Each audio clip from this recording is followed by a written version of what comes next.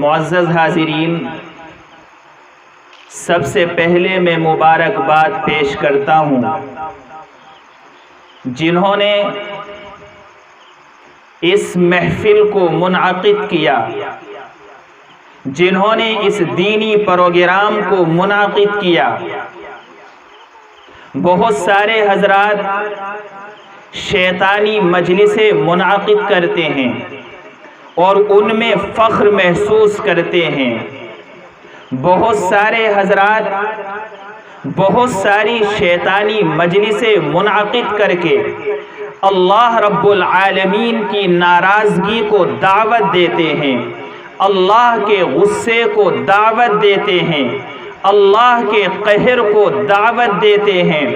مثال کے طور پر جب روئے زمین پر ڈی جے بجائے جاتے ہیں، جب زمین کے کسی حصے پر ڈبے بجائے جاتے ہیں اور گانے گائے جاتے ہیں اور گانے بجائے جاتے ہیں اور وہاں پر دیکھنے والے کھڑے ہوتے ہیں، وہاں پر نوجوان ڈانس کرتے ہیں، نوجوان مٹکتے ہیں، تو ایسے موقع پر اللہ رب العالمین کا غضب نازل ہوتا ہے، زمین تھرانے لگتی ہے، زمین کپ کپانے لگتی ہے، اللہ رب العالمین سے کہتی ہے ربا آپ مجھے اجازت دے، یہ جو ڈی جے بجانے والے ہیں، یہ جو ڈانس کرنے والے ہیں، یہ جو تھرکنے والے ہیں، یہ جو مٹکنے والے ہیں، یہ جو ڈانس پارٹی کرنے والے ہیں، یہ جو ناچ رہے ہیں، یہ گا رہے ہیں، کیا یہ مسلمان ہیں؟ کیا یہ نبی کے امتی ہیں؟ کیا یہ مسلمان کی اولاد ہے؟ کیا یہ مسلمان ماں کا بچہ ہے؟ مسلمان ماں کا بچہ تو وہ تھا جس کو ابو بکر کہا جاتا تھا، جس کو عمر کہا جاتا تھا، جس کو عثمان غنی کہا جاتا تھا، جس کو علی کہا جاتا تھا، جن کو تو ان سے نفرت تھی، جن کو تو ڈانس سے نفرت تھی۔ یہ نبی کا کیسا امتی ہے؟ یہ نبی کا کیسا ماننے والا ہے؟ یہ ایسی مجلسیں منعقد کر رہا ہے، اس کا باپ بھی خوش ہے، اس کی ماں بھی خوش ہے، اس کا باپ بھی کہہ رہا ہے میرے بچے کی خوشی ہے، اس کی ماں بھی کہہ رہی ہے اس بچے کی خوشی ہے۔ خوشی کا موقع آیا ہے، شادی کا موقع آیا ہے، جو چاہے کر لو۔ لیکن مسلمانوں تمہیں نہیں پتا اللہ رب العالمین کا غضب کس طرح نازل ہوتا ہے، اللہ رب العالمین کس طرح ناراض ہوتا ہے۔ رب العالمین کہتا ہے، او زمین کہتی ہے اللہ مجھے اجازت دے میں ان کو نگل لوں، جس طرح میں نے قارون کو نگلا، جس طریقے سے میں نے تیرے نافرمان بندوں پر عذاب نازل کیا۔ اللہ رب العالمین کہتے ہیں کہ رک جاؤ رک جاؤ، یہ میرے بندے ہیں، نادان ہیں، ایک نہ ایک دن تو سدھریں گے، ایک نہ ایک دن تو یہ توبہ کریں گے۔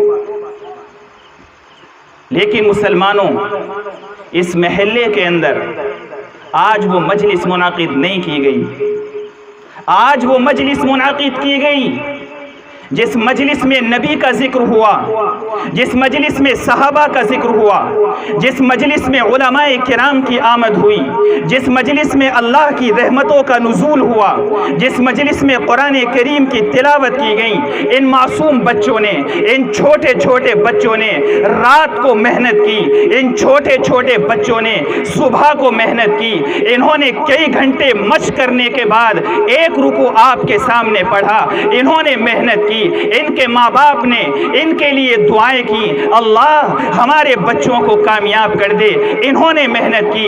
یہ بچے چاہتے کھیل سکتے تھے، ان بچوں کا دل چاہتا ہے کھیلنے کو، ان بچوں کا دل بھی چاہتا ہے کہ ہم بھی کھیلیں، لیکن یہ بچے ان کھیلوں سے نکل کر اللہ کا قرآن پڑھنے کے لیے مدرسے میں بیٹھ گئے۔ ان کے ماں باپ کا بھی دل چاہتا ہے میری اولاد میرے قریب رہے، میری اولاد میرے پاس رہے، لیکن انہوں نے اپنے لخت جگر کو، اپنے نور نظر کو قرآن کی تعلیم کے لیے پیش کر دیا، قرآن کریم کی تعلیم کے لیے نبی کے لیے پیش کر دیا۔ میرا معصوم بچہ کل حافظ قرآن بنے گا، میرا معصوم بچہ کل عالم بنے گا، یہ میرا معصوم بچہ حافظ قرآن بنے گا، اور کل قیامت کے دن اللہ مجھے جہنم سے بچا کر جنت عطا فرما دے گا۔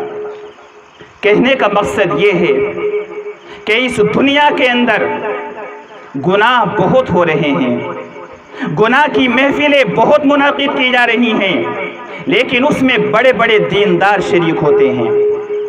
اور دینی مجلس کے معاملے میں بہت کم لوگ دکھائی دیتے ہیں۔ یہ ہماری ایمان کی کمزوری ہے۔ دین کا کوئی بھی کام ہو، دین کا کوئی بھی کام کرنے والا ہو، ہمیں دین کی نسبت پر ہمیں کاندھے سے کاندھا ملانا چاہیے۔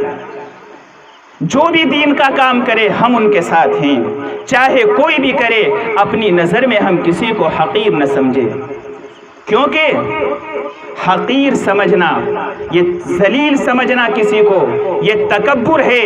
ان اللہ لا يحب المستکبرین، اللہ تکبر کرنے والوں کو پسند نہیں کرتے۔